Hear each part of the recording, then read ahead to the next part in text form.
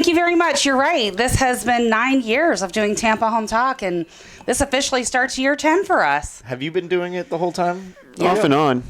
You came in right near pretty the much beginning. the whole time I've been with Beasley. So I was at a Clear Channel station for about a year, another station for about another year, and I've been here for about 7 years, right, Pat? About 7 years, yeah. And I think you pretty much been with me since the beginning, being with Beasley. How long have we been here? In Land O'Lakes. How long did we do it at the station, Pat? Like a year? 2 years? 2 years? I want to say 2 years. Probably 2 years, yeah, right. Because you were afraid of me when we first started. I was. Because I started before we switched here. So how long have I been here? 6 years? So probably about a year after Leo. Probably 5 or 6 years. Yeah, about a year after Gosh, me. I can't believe it's been that long. Are you kidding me? Yeah. Wow. I can't believe it's been 9 years. So I'll tell a little story for our listeners, a little bit of a sidebar, but That's the fine. ones I'll that pick listen it to up us over regularly will appreciate this. So I started originally in Clear Channel, which is it's a big station like Beasley. There's a bunch of different radio stations in there. And my nerves and my stomach was so bundled up for literally like a year. I would have to go to the bathroom so many times before I started radio. And I was nervous. And I'll tell you a fun fact. I pre-recorded all of my shows. I was nervous that they were pre-recorded all of my shows for the first year. And so when I left Clear Channel, my last show I did it live. Okay. I did it live, and then after that, I pretty much did everything else live. And now we're seasoned pros. Get here a minute before the show starts. It's boring, Yeah. right, to pre-record. We would all much rather be live, even though you have snafus like what we had this morning, right, where the Comrex is not connecting. You're starting by the phone. It's the human element. It lets you know, It we're yeah. real people here. But I mean, that's radio, right? I mean, Pat George, how many things have you seen over your years in radio where you have to pivot quickly, like in a second's notice? Well, it's been daily, so it's like thousands and thousands. I mean, it happens all the time. Right. It just comes with live radio. But, we appreciate our listeners always being flexible and being part of the fun and really realizing we are human, the human element. Mm-hmm. And there's many ways to catch us. I mean, if you can't catch us live, you can always catch us on the Spacebooks. You can catch us on the YouTubes. Make sure you smash that like button and smash that subscribe button. So back to the storm real quick. Let's just kind of wrap this up because I want to know, obviously, from someone that's never had this, and I feel truly for the people in South Florida that are major being affected. Some of them, I was telling Pat, probably don't even have insurance, right? Right. They have to self-insure for whatever reason or not enough insurance. And plus, imagine how long it's going to take. Like, people are getting in there. They're starting to do the cleanup efforts on their own.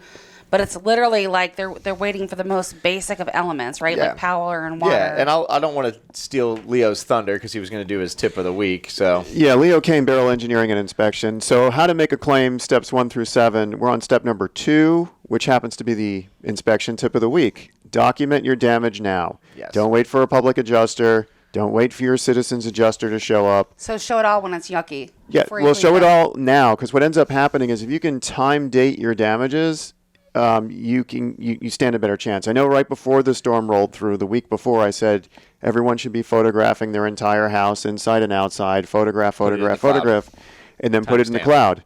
If you did, There are some people that probably only take a picture of a concrete slab. yes, well, we're talking about houses that are still standing. So with the people who did the photos right before the storm, you now want to do another suite of photos right after. Now you're saying, well, what if I didn't do the suite of photos right before the storm? Still take your photos right after. Yes. It's a good timestamp that can be used in the claims process because these adjusters might be super busy. And I've seen this with Irma. If you have, I took 700 photos right before the storm and another 500 right after. The insurance adjuster basically just said, hey, just send me over all your photos. Because it was the perfect package. I had before and after photos right on both sides of the storm. The longer you wait to take those photos, the more wiggle room there is for a potential denial here. right. And let's be honest, it's probably not what people are thinking about, right? If your home was just flooded or torn down. So we from always storm. tell them, I always give them the advice. You need to call the carrier first because there's nothing I can do for you, right? Basically, I can tell you what you have. I can type stuff in, but it's not going to be as good as what you have because you lived it. In conjunction with the photos, you need to keep all of your receipts, okay? Because a lot of times you're not going to get help right away, and in that policy, it says it is your responsibility to prevent further damage from happening as a result, right? So go get the tarp, get your stuff set up. It's going to cost some money, but let's not forget, we talked about that deductible. You have that deductible you're trying to get to anyways. So that's why it's important to have that money set aside.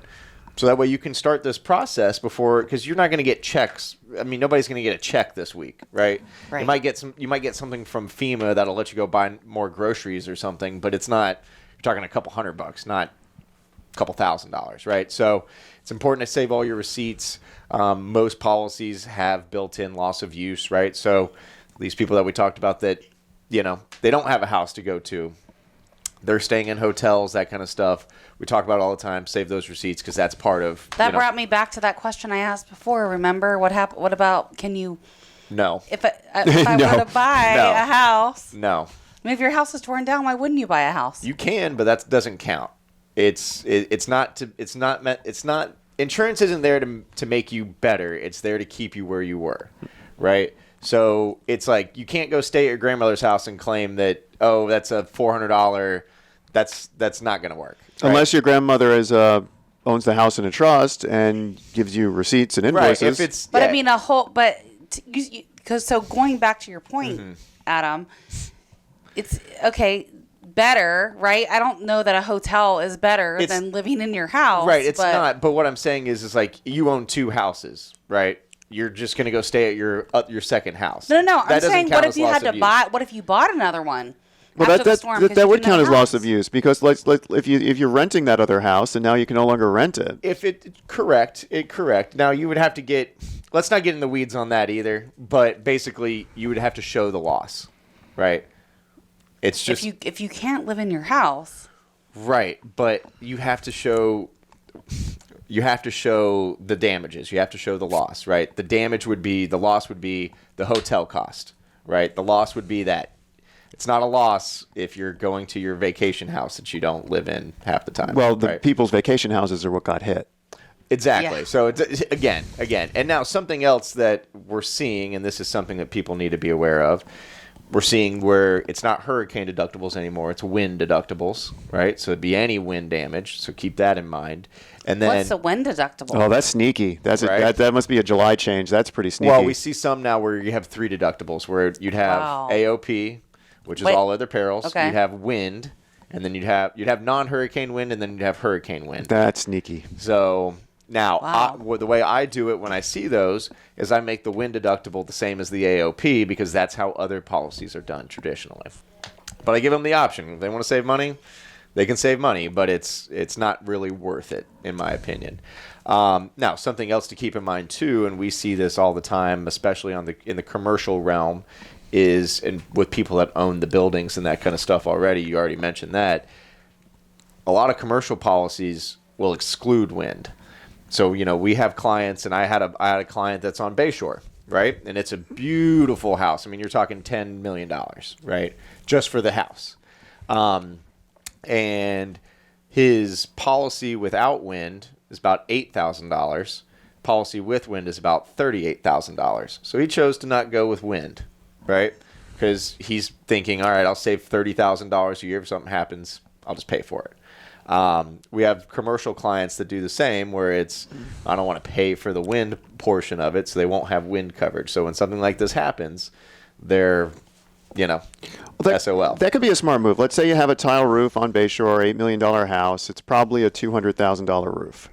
Right. So, I mean, if you go 6 years without an event, which historically Tampa hasn't had a direct hit since the 1920s, you're going to save the money for the roof that you're not paying the insurance company. Well, and those, those people have money, right? The best insurance policies having money in the bank, right? So if they don't have wind, they don't have any coverage at all? Correct. Nothing. No plumbing pipe breaks. For this event. Oh, for this event, yeah. Yeah. Wow. Well, no, lightning strike. Lightning strike would work, yeah. Lightning strike would work. But that would be a fire. That wouldn't be wind damage, right? So literally nothing from a hurricane. Right. Lightning damage. Lightning damage, maybe. They'd have to prove it. But that would be a fire. That wouldn't be the house blowing up. Actually, it'd be pretty easy to prove Right. on a tile roof. The other thing that people need to understand is when we talk about flood and homeowners, obviously they're two separate policies. Flood is rising water. Okay, so that's going to be storm surge. It's going to be like what happened in Houston when Harvey hit and, parked over there for 5 days. That is that flood damage. If your roof falls off and you got water coming in, that's not flood, that's wind damage. When we come back, I'm curious how different those were between 2% and 6%, the deductible you were talking about. And then we're going to get to our guest. Our off-air number is 813-377-2775. 813-377-2775. This is Tampa Home Talk. We'll be back. Don't forget to subscribe, like, and tune in every week at 9. We'll be back.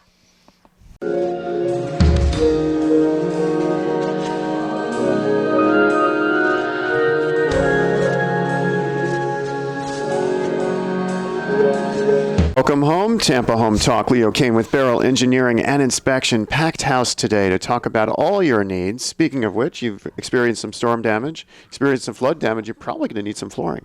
Yes. Yes, we probably are. Yes. Yes. I do have that one question for you. Okay. Can I ask Adam that real quick? Go for it. So what'd you say it was wind, or what did you say it was 2%? And someone was asking about They wanted 6% it, deductible. They wanted it to be 5%. 5%. Because they said, well, we live in Zephyr Hills, and it's never going to be a Category 1 when it hits us. How different was the premium is my question. Did it It's even like make sense? $200. Okay. So not that even was my worth question. it. But you see people that just... And here's the thing, and I understand people want to be in these houses, and the prices are high right now, and you got to do what you can to But get in. don't do that. But if you go to a lender and the lender says this is your max budget, aim like 50 grand south of that, please, because what's going to happen is you're going to cut corners on your insurance. First of all, We see that all the time. you're going to cut corners there. You're going to squeeze into this house that you already can't afford, and then what happens is this is what people don't realize. That little payment that you have, that very first that they tell you those first couple months, that's the lowest it's probably ever going to be. Your insurance is going to go up. Definitely. Your taxes, especially in this market, are going to go up immediately because they're basing it off of the prior person's taxes, not what you just paid for, which is we're in arrears, so technically next year. maybe, but yeah. right. But you know what I mean, right? File for your homestead. File for your homestead, but that's the lowest cost you're going to have. So if you're already trying to chop off arms and legs so you can get under your DTI, which is debt to income ratio, We see. so you can meet those. I mean, I can't tell you what to do with your life, but that would you're setting yourself up for failure. Yeah, right? Adam cringes when they're like, Yeah, we strip never want to set anyone up for failure. Right? Like, oh, I want really high. Well, if you already can't afford it, the $5,000 deductible is really going to screw you when a claim happens. And what happens is you have deferred maintenance. Mm-hmm. You can't get anything fixed, and you're up the creek. Snowballing. So to speak. Snowball damage effect. So that was the difference in premium there. Now, Yeah, I obviously, just wanted to huge- ask because I thought it was minimal, and I just wanted to ask that sort of to show that point. And this is always Citizens, right? Because Citizens right now is, I'd say it's probably 60-70% of the policies we're writing for homeowners. And I would say in 60 days, when the other carriers can leave the state, This is gonna be Citizens will be scary. the only one left. I really feel like Who's going to be left other than auto? I know we'll still have the auto companies out there. I don't think they'll be the only ones left, but we will certainly see a 5 a options. shrinking of the market that's already been shrunk. Now, the one thing that's good about it being a hurricane, nothing good comes from a hurricane, but when you're looking at the financial statuses of these carriers, a hurricane hitting is better than having 10,000 roof claims from nothing, right? From summer storms, because they have reinsurance for this. Now, I think what's going to happen is it's going to blow through a lot of their reserves, which they have to meet that. And that's when the carriers are going to come through. But, you have reinsurance. So the carrier itself is going to pay for, say, the first $50 million in claims. And then they're going to have layered reinsurance that's going to cover the other $500 million, so to speak, that's coming out. One last bit, and then I will leave, and we'll get to flooring and paint and everything else. We are probably fine for this storm if the estimates hold for Citizens. However, if we get hit with another one, they're probably going to have to assess everybody.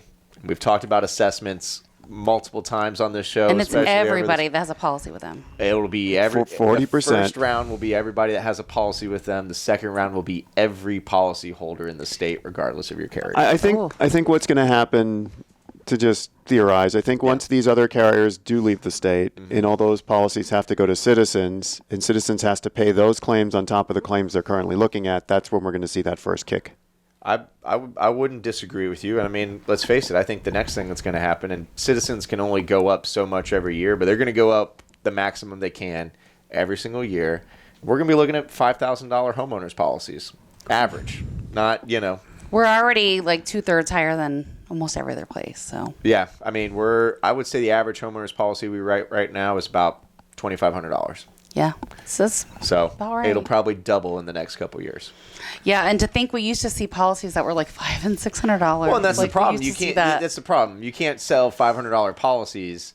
Like, how many $500 policies does it take to cover even one $20,000 roof claim? Yeah, But Can't do it. I've been seeing this a lot, especially talking to roofers who are down in Punta Gorda and Fort Myers. The roofs that were built to the 2020 building code with the peel and stick underlayment or the 2 layers of SWB, they're calling it, or the synthetic, that were 6 nails, that were the GAF or the Owens Corning 150 mile per hour rated shingles.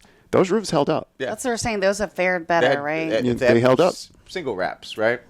If you had your hurricane windows, like, there's a reason why you get credits for all that, and it's because events like this, your house is probably still going to be there, or at least most of it, and you're not going to have the huge issues that, I mean, doesn't matter how strong your roof is if a big tree falls on it, Right. It doesn't matter, right? It'd have to be something else, but that's kind of what we look at. So, well, it's probably a good time to pivot over to painting, Yep, right? absolutely. So we talk about this, Leo. You've talked about it so many times on the show, how especially your exterior painting is really it's sunscreen. It's a layer of protection from the elements from the outside. Well, I had an inspection last week where there was paint that was past its useful life. There was a condition called ghosting happening, and that's where you can see because when you're building a house, you're building it with blocks, and the blocks have mortar lines.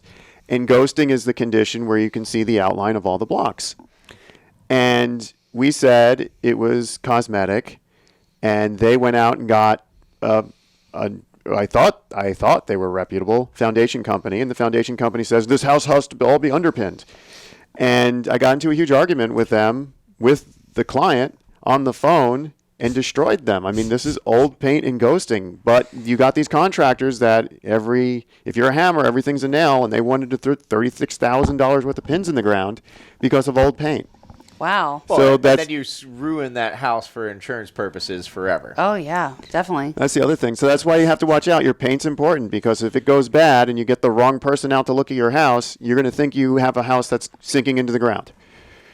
So how often do you think you should paint the exterior, and how often do you think cosmetically people are painting the interior? Well, for the outside, it's our guarantee. We have a 5-year guarantee on our paint. We use Sherwin-Williams paint, which is the best. And that's about what people call us. About every 5 years, we redo their houses For on the the exterior. outside. So yeah. good latex-based paint. 5 years? No, it's acrylic. But Acrylic? yeah, it's like a Luxon or something. Mm-hmm. Yeah. Mm-hmm. What's the Elastomeric has the latex in it, right? So elastomeric is just multiple coats of acrylic. Okay. Yeah, it just holds all the cracks together and stuff. Yeah. So, do you see people painting more for cosmetic reasons or because they know it's time to paint?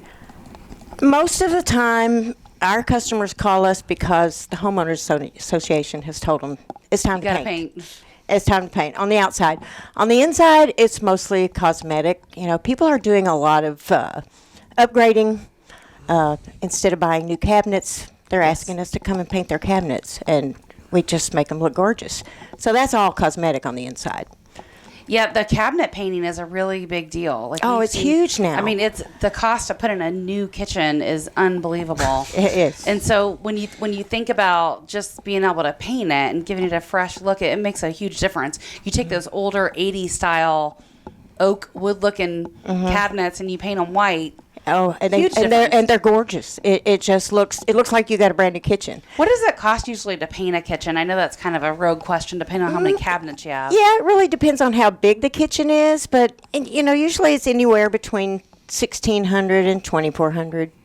Depending on how big the cabinet is, Yeah. the kitchen is, and what really kind of look they want. Yeah, very, very reasonable. Are you guys still, is your number one selling color still the agreeable gray for Sherwin-Williams? Because literally, It's we put Agreeable agreeable, I have to gray. tell you, like, when we go into, I'm not kidding, and you have to look it up. This paint color is a thing.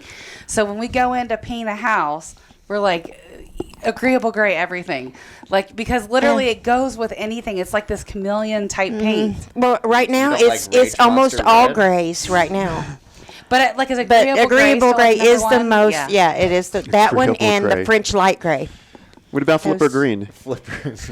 No, the agreeable gray, I'm telling you, there's like YouTube videos on this you can watch, and it will show how this paint kind of brings in tones from other stuff. It does. It does. It's a It's beautiful weird. color. It's and it really makes your house look nice and clean. The lines are all straight, because it's a light color. All of the darker colors, they're outdated. Everybody's using grays, all kinds of grays. Even now on the interiors now, people are using grays. Yeah, we're seeing that. So, all right, so let's talk about a realtor's worst nightmare, right? When we go into a house and someone smoked inside the house for like 20 years. As a painter, how do you deal with that? If I call you and I say, hey, Burn it down. we gotta get this out. Yeah, down. most people want to say just burn it down. That's called arson, Adam. We will not be doing that. Arson is not covered, by the way. Don't burn your house down. Well, that takes a lot of cleaning, evidently. So, solid but scrub kills and then paint? yeah, scrub kills any kind of overpaint, underpaint, and then a regular paint. But we buy this flavor that we put in our interior paint. You can make it smell Flavor? like vanilla. So it's a scent? Or it smells like vanilla or coconut, or and it's really nice, and people absolutely love it. How long It does does it not make your stay? house stink like paint. So I looked at a house Lasts a one little time where the person had clearly smoked their entire time in there. And all the realtor did, those little Glade things where you kind of just twist it up like that? It was the worst smelling thing. Because then it smells like like mass cigarette cigarettes and Yeah, 'cause it mango. It's mixes. the worst thing in Yeah. the world. It's like a teenage kid that like goes to PE and then puts on Axe body spray. Now you smell like sweat and BO Axe. It's and gross. It's just gross. So how long does a new car smell last in a house? Nah, How long does the scent last? That's a good question. it probably does last about a month or so, a month or two. Like new car? But it's mostly made to keep your house. When you freshly paint your house, paint does not smell great. I don't know. So it gives it's- it a clean, Yeah, fresh smell. Yeah, but this flavor not my makes drug of it. choice, for yeah, sure. But I'm just saying, like people. It's called huffing paint for a reason. Okay, listen, you're taking it to a whole new level. I'm just telling you, like, even though paint wouldn't be like perfume smell, there's something about fresh paint that tells a buyer's brain that it's clean. it's fresh and clean. Yeah, Yeah. yeah. But it depends actually on what kind of paint it is. Some paints really smell terrible. All right. Point taken. Our off-air number is 813-377-2775. 813-377-2775. We'll come back. Text paint flavors. Yeah. Paint flavors. scent. We'll be back with Kevin Barnes with the flooring department, and we'll talk about some of those floor trends that we're seeing right now. Stick around.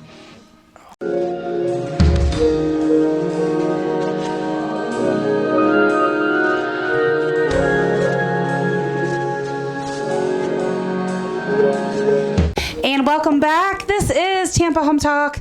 I'm your host, Katrina Madewell. Adam Dipp. Leo's still here. I'm always here. I gotta run the YouTubes. And we were joined by our guest, Sonia Reed with JER Painting Services and Kevin Barnes with the flooring department. Our off-air number, if you'd like to connect with myself or any of our guests or our counterparts, Leo and Adam, 813-377-2775. You can call or text 813-377-2775. So the flooring department, let's talk about that. And it's interesting. When you see the craziness that just happened down south, right? And they talk about these laminate floors that are waterproof. I don't think it's what they have in mind, right? So those Waterproof is like my toddler is walking with a sippy cup and he forgot to put the lid on. Yeah, exactly. I don't have a toddler, by the way. But so let's talk about that, because a lot of those floors, yes, they're, childish, dog-ish, life-ish proof, but it's not meant for something like that. So the water obviously would get under, and so the flooring has changed drastically over the years. Are you seeing more trends where people are doing the laminate, or are they doing more of just the plank tile still, or what type of stuff are you seeing? So traditionally, you would see wood and tile, and then laminate was created, and laminate exploded on the market. It was cheap. They could easily install it without gluing it or nailing it, and so it exploded. But as we see today, because it's paper, it delaminates, and when it comes in contact with water, it is no longer acceptable. So they decided that the vinyl's been around a long time. We've seen vinyl in linoleum, in kitchens and in bathrooms, and we still sell it today. But now you have it in a plank form where it's a floating floor, just like laminate. It's a click lock, just like laminate, but there's no wood or any kind of paper in it. So you could literally throw it in a swimming pool, get it out, and reinstall it. Okay, it's a very, very durable product. Okay. Is it more of a plastic-based product as opposed to paper? Okay. Wait, I can put it on the bottom of my swimming pool? No, it's not warranted for that. Mm-hmm. But if you had an event like this, ideally you could remove the floor, dry the floor out, and then reinstall it, and it should be acceptable. Okay. Wow. I always recommend that you look at your warranty guide, because it'll tell you what it covers or doesn't covers in the event of a claim. Because you have to remember, not everything is indestructible. There's a lot of good products out there, but you need to know what you're buying and putting in your home, and it's very important that you do your due diligence. Yeah, I mean, it makes sense. So what are you seeing in terms of trends? So people are still doing a lot of the gray walls. Yes. And then what are you seeing in terms of flooring? What do you get the most in terms of sales, and what kind of colors are selling? Yes. Well, by far, luxury vinyl. That's the hottest thing on the market right now. When it first came out, it was kind of limited in terms of look and color, but now with the manufacturing process that they have, they're able to literally print any kind of image and look that they want and achieve almost a really beautiful wood look plank, but also it's durable. It's not as durable as tile, but in terms of longevity and when you go to sell your home, people generally like it. I put it in $1 million homes. I've put it in small trailers.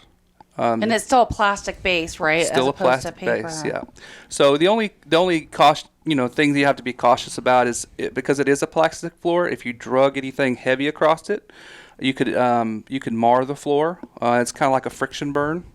So just be conscientious of pulling something heavy like a stove or refrigerator, or maybe heavy furniture, because you don't want to look and kind of see it in the light and see a bunch of marks. So that's kind of a consideration, I would say. Well, I mean, it's really no different than real wood. So real wood scratches and mars. Yep. And it's definitely more durable than that. And it's called character when it happens. Yeah. Well, that's the hand scrape, right? That's our hand scrape that we love so much. And I always recommend people put felt under their furniture just like they would. If you treat it like a wood floor, even though it's a plastic floor, technically it's a plastic floor, you should have no problems. What about those little cup thingies that you can put under the legs of things and then you slide across the floor? Would you recommend those for the all furniture? Yeah, I mean, that's better than having something that's very small, a little footstool leg, dig into the floor. So always treat it like a real wood floor, and you'll never have any problems. Yeah, the furniture movers are great. They literally can glide any kind of furniture. They're like taking a hamster, putting it on one, and throwing the hamster across the floor. Well, they make them for different floors too. Like there's different ones for carpet versus tile or wood. Yeah. So and they slide. One's like more of a felt. One's kind of plastic for carpet. So we know because we move stuff around. Yeah, I love them. I use them all the time when we do a new carpet install. We'll have big furniture. We'll have antique furniture.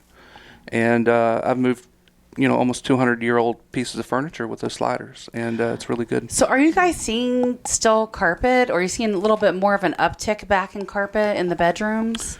So people generally, you have to remember, a lot of people come from up north and they're used to carpet. They like carpet. Some people hate carpet, and they'll tell you right out. But, it's still prevalent. You have, even though you have the luxury vinyl, you have actually a glue-down luxury vinyl that you're seeing in commercial application, like all your apartment complexes. But they still like carpet in the bedroom, as long as it's an FHA-rated carpet, which means it's a certain standard by the federal government of carpet. People are still putting it in their homes. I still sell a lot of carpet, even with luxury vinyl. Most of the time, the luxury vinyl goes in the main common area, and then the carpet will still go in the bedrooms. Yeah, we see that quite a bit as well. What kind of color trends are you seeing? What are people choosing in terms of colors? What's popular? Well, I always tell people the only two things you're going to care about when it's finished is what does it look like and how long is it going to last. And in terms of color, the grays are beating the browns for sure. Gray is very popular. It goes with your white trim. You either go with a warm color or a cold color. As long as it matches with the agreeable gray, people are really pulling a lot of grayer tones. What I've noticed, though, and something I would really encourage people to look at, is maybe choose a color that has both gray and beige, such as a taupe or some people call it a grayish. Multicolor. Yeah. That's beige and gray together, but something that can complement, because traditionally people have brown furniture still, and they go and they paint their living room like a cool color, like you said, like a blue. So anything is better than nothing. Yeah. Yeah. Did you want to comment on that, Leo? Just the engineer in the room FHA? just wants to say FHA carpeting, in case you're wondering, is 32 ounces per square inch. It is considered a Class 1 low traffic use carpet. I was wondering what FHA approved carpet was. I hadn't heard of that. I was too. All right. So see, our listeners were looking for that too. So I'm glad you chimed in on that, Leo. All right. It's already been an hour. That's a wrap. We started by phone, so thanks for hanging out with us. Our off-air number is 813-377-2775. Thanks again to our guests for joining us today. Thanks for having us. 813-377-2775. That's our off-air number. You can call or text 813-377-2775, and we'll be back next week. Love where you live, or we'll fix it. Welcome home. Love where you live.